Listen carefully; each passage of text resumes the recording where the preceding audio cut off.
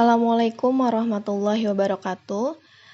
Apa kabarnya sahabat bahasa, para pejuang PJJ? Semoga tetap sehat dan bahagia mengikuti belajar walau dari rumah. Baiklah, hari ini kita akan membahas tentang menganalisis struktur dan kebahasaan teks anekdot. Persiapan. Sebaiknya sebelum memulai belajar, pastikan kita telah berdoa terlebih dahulu agar Allah memberikan keberkahan ilmunya kepada kita. Kedua, pastikan menyimak penjelasan hingga selesai. Jangan lupa, buku catatan kalian juga adalah bagian penting untuk mencatat materi ini. Selanjutnya, subscribe, jangan lupa klik tombol subscribe untuk mendukung channel ini. Dan jangan lupa komen nama dan kelas sebagai bukti kalian telah menyimak. Baik teman-teman semua, kita masuk di KD 3.6 yaitu menganalisis struktur dan kebahasaan teks anekdot. Tujuannya apa sih? Tujuan kalian belajar teks anekdot ini agar siswa mampu menganalisis struktur dan kebahasaan teks anekdot. Jadi, sebelum masuk ke struktur dan kebahasaan, akan saya review terlebih dahulu pengertian anekdot di pertemuan sebelumnya. Ya, telah kita ketahui, anekdot dalam Kamus Besar Bahasa Indonesia adalah cerita singkat yang menarik karena lucu dan mengesankan, biasanya mengenai orang penting atau terkenal dan berdasarkan kejadian yang sebenarnya. Jadi, teks anekdot ini digunakan untuk menyampaikan kritik, tetapi tidak dengan cara yang kasar dan menyakiti. Ya, jelas anekdot ini menyampaikan kritik dengan ada unsur humornya. Selanjutnya, kita bandingkan antara anekdot dengan humor. Ternyata anekdot dan teks humor itu adalah teks yang berbeda. Kita bisa lihat di sini teks anekdot dan humor. Dari ide ceritanya, kalau anekdot itu merupakan peristiwa nyata, sedangkan humor rekaan. Dari segi isi, anekdot itu masalah yang terkait tokoh publik atau yang menyangkut orang banyak. Sedangkan humor isinya itu masalah sehari-hari atau umum. Nah, dari segi fungsi komunikasi, anekdot itu menyampaikan kritik atau sindiran. Beda dengan humor. Humor itu hanya menghibur, membuat pembaca itu tertawa. Dari makna tersiratnya, anekdot itu pastinya ada makna yang ingin disampaikan, ada pesan tersirat yang disampaikan. Sedangkan humor, karena tadi bersifat menghibur, jadi hanya tidak memiliki makna atau pesan yang disampaikan. Dan dari bentuknya, kalau anekdot itu jelas memiliki struktur. Nanti kita bahas. Kemudian kalau humor itu bebas, tidak memiliki struktur. Yang terpenting humor itu asal lucu saja. Seperti itu. Nah, kita bisa lihat di pertemuan kemarin telah dibahas mengenai pokok isi tersirat dalam teks anekdot. Setelah menemukan makna tersiratnya, kemarin juga sudah dibahas menyimpulkan makna tersiratnya. Ya, jadi ada pokok isi kritikan yang disampaikan, kemudian ada menyimpulkan.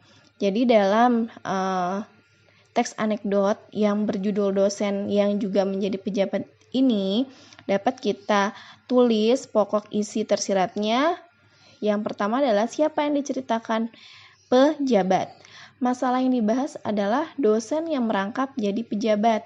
Nah, unsur humor yang dibahas ini ada di kalimat penutup.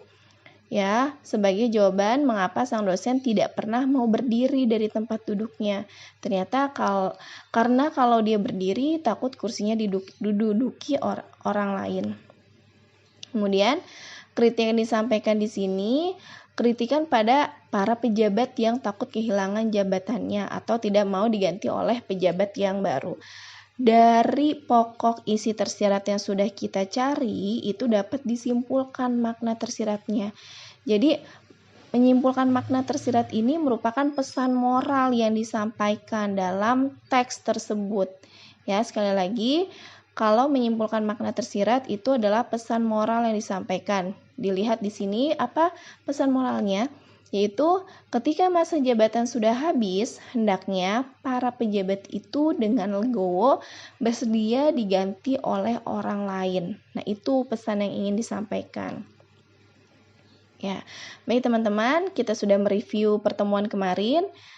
Lanjut ke struktur teks anekdot. Bisa lihat di sini, teman-teman baca, struktur teks anekdot itu dibagi menjadi 5. Yang pertama abstraksi, kedua orientasi, ketiga krisis, keempat reaksi, dan kelima koda. Apa maksudnya? Mari kita sama-sama simak penjelasannya. Ya, di sini ada penjelasan dari abstraksi. Abstraksi itu adalah pendahuluan yang menyatakan latar belakang atau gambaran umum tentang isi dari teks tersebut. Kemudian ada orientasi. Orientasi ini bagian cerita yang mengarah pada terjadinya konflik. Mengarah nih akan tertuju nih konfliknya apa, permasalahannya apa. Nah, di bagian ini yang menjadi penyebab timbulnya krisis. Apa itu krisis? Krisis itu peristiwa intinya dari suatu teks. Bagian krisis ini terdapat unsur kelucuan, kekonyolan yang dapat menggelitik dan mengundang tawa seseorang. Jadi, di bagian lucu ini disebut krisis. Sedangkan reaksi ini adalah respon atau tanggapan dari si krisis tadi. Reaksi ini berupa sikap mencela atau menertawakan. Bagaimana reaksinya setelah tadi adanya krisis? Kemudian yang terakhir adalah koda. Koda ini penutup atau kesimpulan sebagai pertanda berakhirnya cerita. Di dalamnya nanti dapat berupa persetujuan, komentar, penjelasan. Nah, bagian ini biasanya ditandai dengan kata-kata itulah, akhirnya, demikianlah. Nah, keberadaan koda ini bersifat opsional. Apa artinya? Bisa ada ataupun tidak ada ya. Jadi boleh ada, boleh tidak adanya koda. Nah, biar lebih jelasnya, di sini saya sudah sediakan contoh teks anekdot yang berjudul sedekah. Kita akan baca dan nanti kita analisis bersama struktur dari teks tersebut. Ya, baik, sama-sama kita baca. Judulnya sedekah. Pada suatu hari di pinggir jalan, seorang mahasiswa sedang melewati jalan raya yang biasa ia lewati ketika hendak berangkat ke kampus. Di sebelah jalan tersebut, ada seorang pengemis tua yang sedang meminta sedekah. Pengemis tersebut meminta sedekah sembari mengangkat kedua tangannya tepat di hadapan mahasiswa tersebut. Pengemis, "Mas, minta sedekahnya, Mas," kata pengemis tersebut memohon kepada pemuda itu. Mahasiswa mencari dompet dan mengeluarkan uang sebesar 20.000 sembari berkata, "Ini Pak, kembalian 15.000 ya."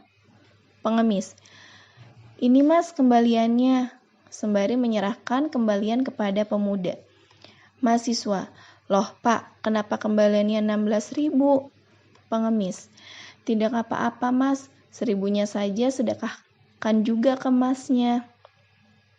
Akhirnya mahasiswa tersebut pergi dengan wajah heran dan aneh. Nah, di sini kita bahas strukturnya, abstraknya. Tadi sudah dijelaskan. Abstrak itu adalah bagian pendahuluan, latar belakang, gambaran umumnya itu tentang apa. Nah, gambaran umumnya tadi seorang mahasiswa yang melewati jalan raya hendak menuju kampus, itu gambaran umumnya. Kemudian orientasi. Orientasinya tadi maksudnya apa? Orientasi itu bagian cerita yang mengarah pada terjadinya konflik. Nah, awal mula terjadinya masalah nih. Apa sih masalahnya? Awal mulanya. Jadi setelah mahasiswa melewati jalan raya, muncullah orientasi di sini. Mahasiswa berjalan di sebelah jalan bertemu seorang pengemis tua yang meminta sedekah. Jadi mulai ada mengarah pada konflik, yaitu seorang pengemis meminta sedekah. Kemudian krisis. Krisis di sini adalah inti dari peristiwa. Inti peristiwa, kemudian terdapat kekonyolan dan yang mengundang tawa. Apa unsur kekonyolannya? Inti peristiwanya. Mahasiswa memberi uang sebesar 20.000 namun meminta kembalian 15.000 dalam beramal. Nah, itu adalah unsur intinya ya, dan menimbulkan kelucuan. Kok amal 20.000 minta kembalian 15.000? Lanjut ke reaksi. Reaksi apa? Tanggapan dari respon atas krisis yang dinyatakan tadi.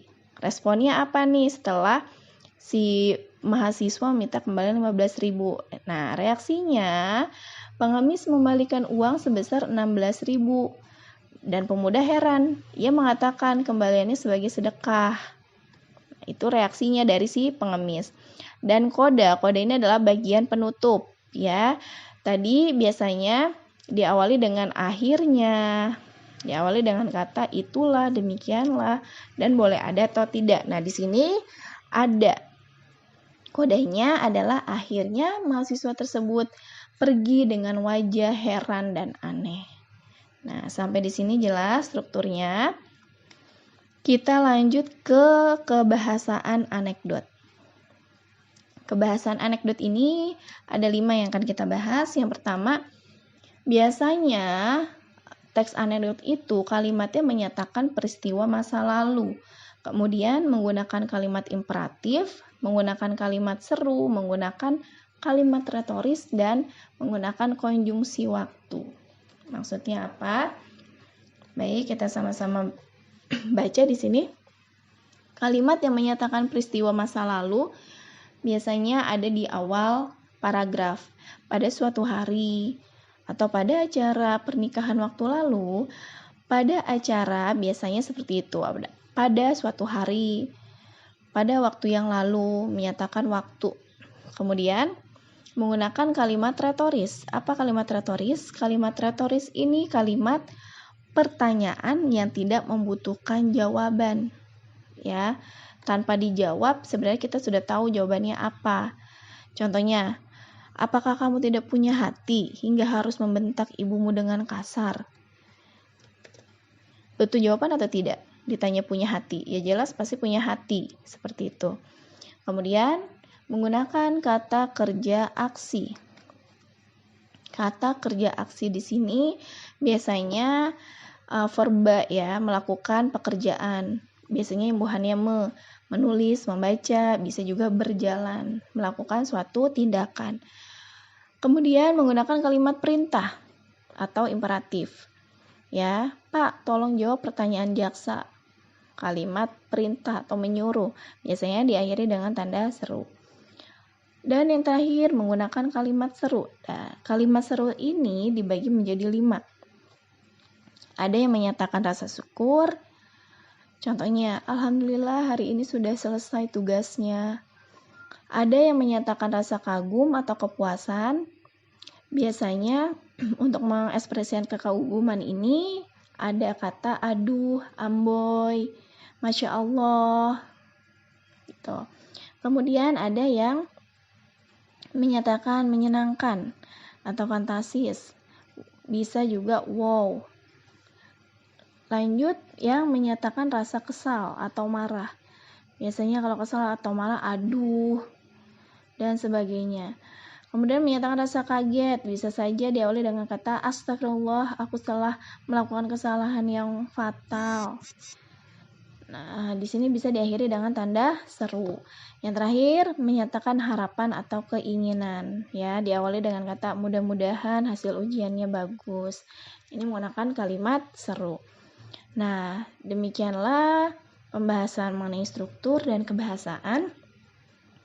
Agar lebih paham, teman-teman bisa mencatat kembali materi struktur dan kebahasaannya, bisa dengarkan penjelasan ini sampai teman-teman paham. Apabila kurang paham, teman-teman bisa bertanya melalui WA group. Ya, baik, kita akhiri pertemuan kali ini dengan membaca hamdalah. Alhamdulillahirrabbilalamin. Wassalamualaikum warahmatullahi wabarakatuh.